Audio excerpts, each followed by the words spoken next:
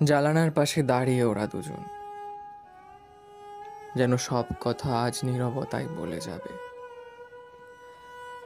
বিকেলের শেষ সূর্যের আলো পড়েছে সবুজ জালানার পাল্লায়। জালানার ধারে রাখা পুরনো রেডিওতে ধীরে ধীরে বাজছে একটি পুরনো প্রেমের গান। বাইরে হলদে রঙের দুটি ছোট পাখি চুপচাপ বসে আছে, যেন তারাও এই ভালোবাসার সাক্ষী। ছেলেটার নাম অয়ন। সবকিছু বলতে না পারলেও তার চোখে ছিল একরাশ কথা, অপেক্ষা, আদর আর সহস্র মমতা। মেয়েটি মীরা, শান্ত স্বভাবের। নীল শাড়িতে সে যেন গ্রীষ্মের বিকেলের শীতল বাতাস।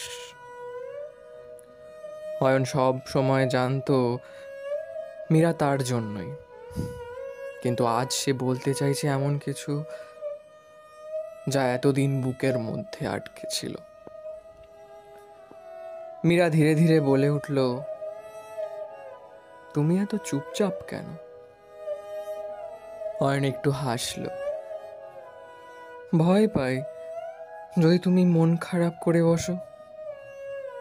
মীরা হালকা চোখ সরিয়ে তাকালো দূরে। তারপর ফের তার চোখ পড়ল অয়নের চোখে। আমি রাগ করব না, তুমি যত কথা বলো আমার তত ভালো লাগে। সেই এক মুহূর্তে অয়নের মুখে ফুটল লাজুক হাসি। বাইরে পাখিরা আনন্দে ডেকে উঠল। রেডিওতে তখনও বাজছে তুমি রবে নীরবে। অয়ন মৃদু স্বরে বলল, আমি জানি আমার কাছে খুব বেশি কিছু নেই, বড় স্বপ্ন দেখানোর ক্ষমতা নেই, কিন্তু একটা জিনিস আছে, তোমাকে সারা জীবন যত্ন করে রাখার প্রতিশ্রুতি।